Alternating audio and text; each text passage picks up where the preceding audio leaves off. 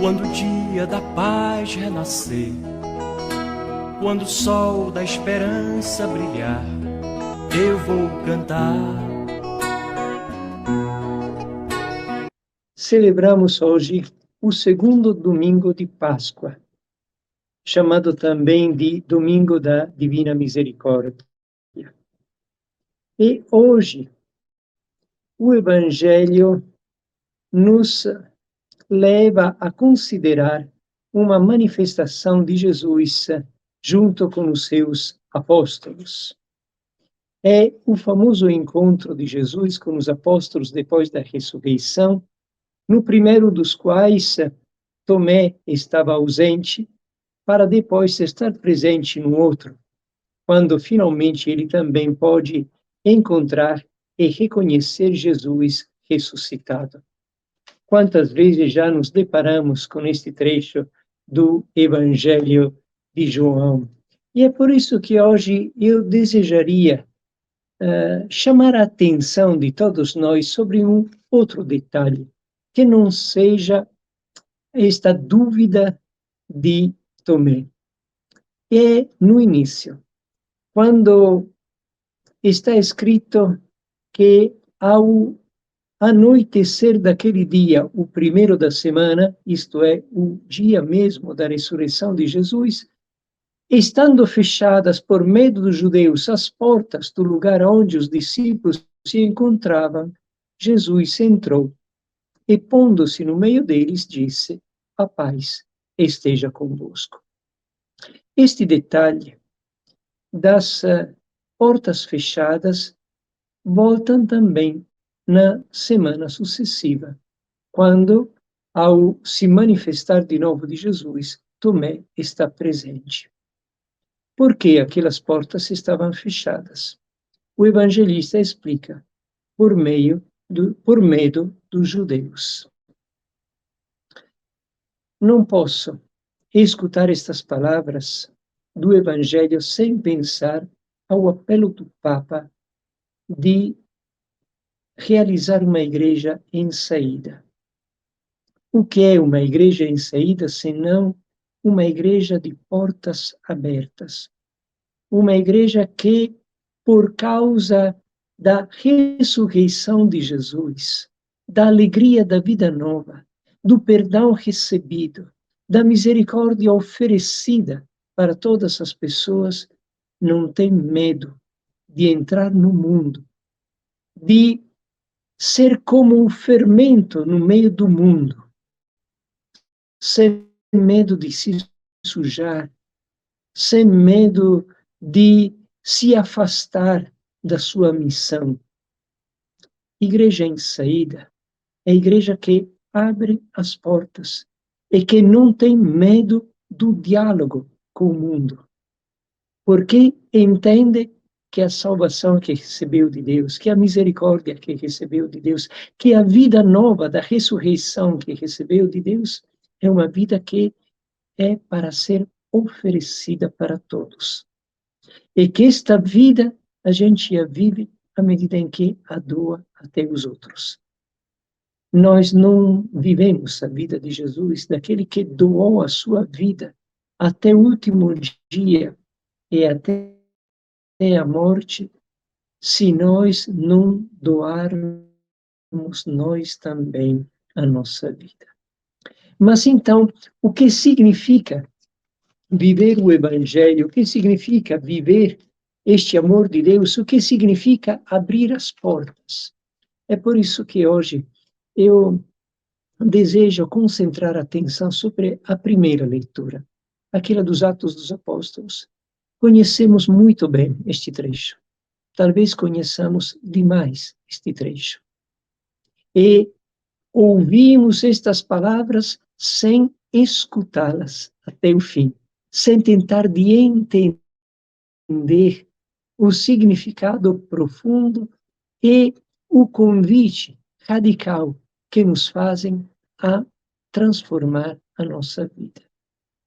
Dizem as palavras dos Atos: os que haviam se convertido eram perseverantes em ouvir o ensinamento dos apóstolos, na comunhão fraterna, na fração do pão e nas orações. O que é que nos é sugerido? Quais são as características das pessoas que ao longo da quaresma conseguiram uma verdadeira conversão do seu coração? O que significa ter celebrado a Páscoa e ter recebido a vida nova de Jesus ressuscitado, ou viver o batismo que nós recebemos? Aqui, os Atos dos Apóstolos nos dizem, primeiro, sermos perseverantes na novidade da vida. Não adianta celebrar a festa de Páscoa um dia e esquecer tudo o dia seguinte. Não adianta celebrar a divina misericórdia hoje e esquecer tudo no dia seguinte. A vida é algo que acontece todos os dias e a todo momento. E assim deve ser a vida do cristão. E assim deve ser a vida do redimido pela graça de Deus. Assim deve ser a vida do renascido pelo batismo. É uma vida de cada dia e de cada momento. Não somos cristãos e cristãs nas grandes ocasiões, nos eventos bonitos, nos momentos solenes. Somos cristãos que vivem na vida de Deus, a vida de Jesus ressuscitado a cada momento. Somos perseverantes na alegria da Páscoa. Somos perseverantes na vida do batismo recebido. Somos perseverantes na escuta, no seguimento do Espírito que nos é oferecido. Então, primeiro isso, não uma fé feita de momentos isolados, mas uma fé que nos acompanha todos os momentos e em todas as circunstâncias, fáceis e difíceis, em que os primeiros convertidos eram perseverantes em ouvir o ensinamento dos apóstolos.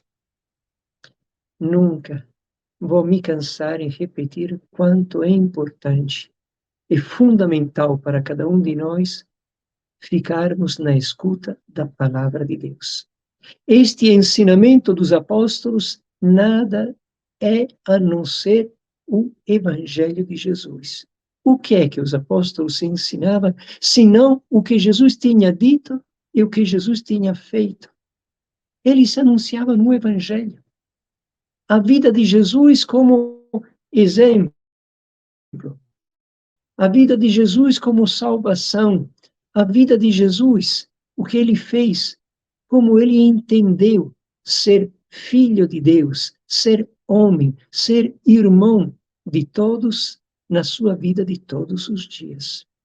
É por isso que para nós também é importante que sejamos perseverantes na escuta da palavra de Deus, porque a primeira catequese é olhar para Jesus. A primeira catequese é partilhar os mesmos sentimentos de Jesus. Viver a vida que ele viveu. E as palavras de Jesus, e as parábolas de Jesus, e os ensinamentos de Jesus servem para explicar o sentido da sua vida, daquilo que ele fazia. Não são coisas a mais do que isso. É na vida de Jesus que nós encontramos a catequese permanente para sermos verdadeiros cristãos. Mas eram perseverantes também na comunhão fraterna. É isso aqui. O primeiro ensinamento de Jesus, que nos vem do seu ser homem como nós, ter deixado tudo para estar conosco, como nosso irmão, é o ensinamento da fraternidade, é o ensinamento da comunhão com Deus e entre nós. A experiência da fraternidade, eram perseverantes na comunhão fraterna. Como podemos pensar de sermos fiéis à misericórdia de Deus que nos une, se não aceitarmos de viver a misericórdia entre nós. Seus tantos nossos defeitos, porque não existe pessoa sem defeitos, não existe pessoa sem pecado, seus nossos tantos limites são lugar para as nossas guerras pessoais e não se tornam, em vez, lugar da misericórdia, do encontro, da solidariedade, da ajuda recíproca. Como podemos viver a comunhão entre nós? Esta é conversão do nosso coração. E não existe conversão se a gente continuar a negar a comunhão fraterna. Quantas divisões dentro da igreja, quantas raivas, quantas acusações, quanta vontade de sermos melhores do que os outros, destruindo os outros, entre cristãos. Eram perseverantes na comunhão fraterna. Não existe percurso de conversão, não existe quaresma, não existe Páscoa, se nós negarmos a comunhão fraterna e se nós nos negarmos a viver a comunhão fraterna. E na fração do pão e nas orações.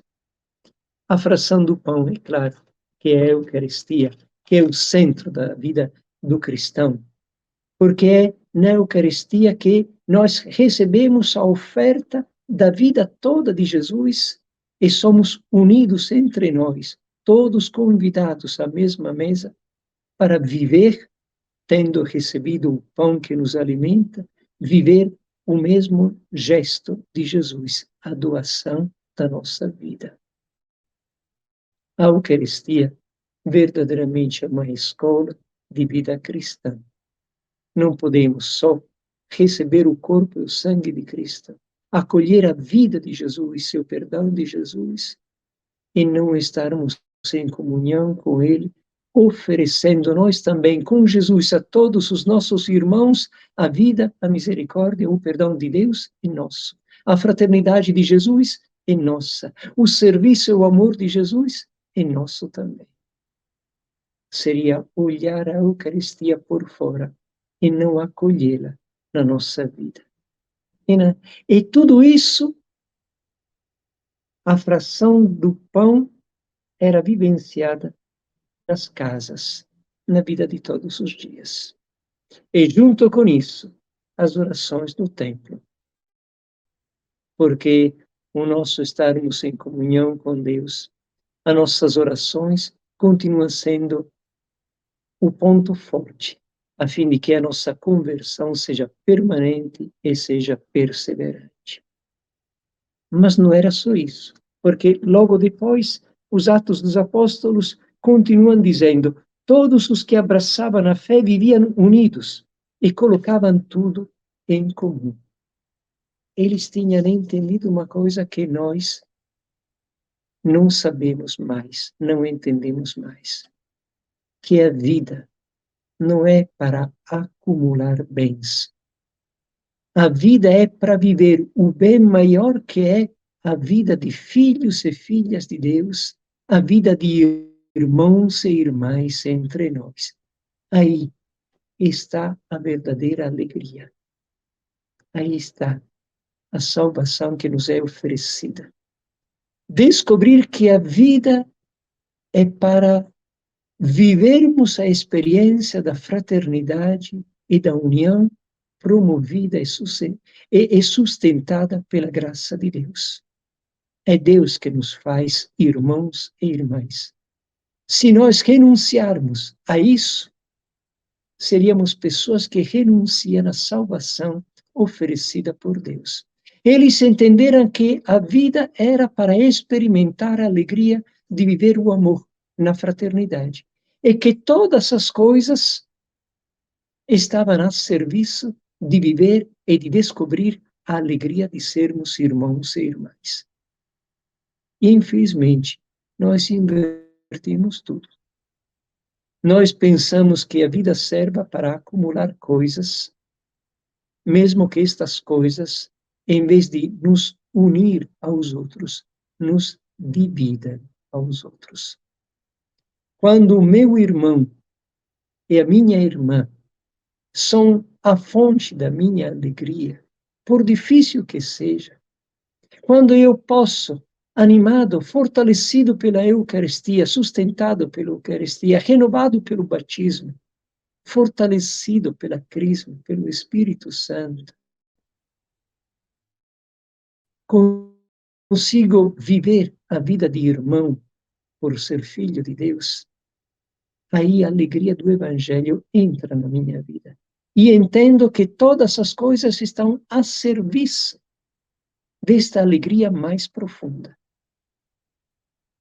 Mas se eu me torno escravo das minhas coisas, os meus irmãos se tornam adversários, concorrentes ou até inimigos.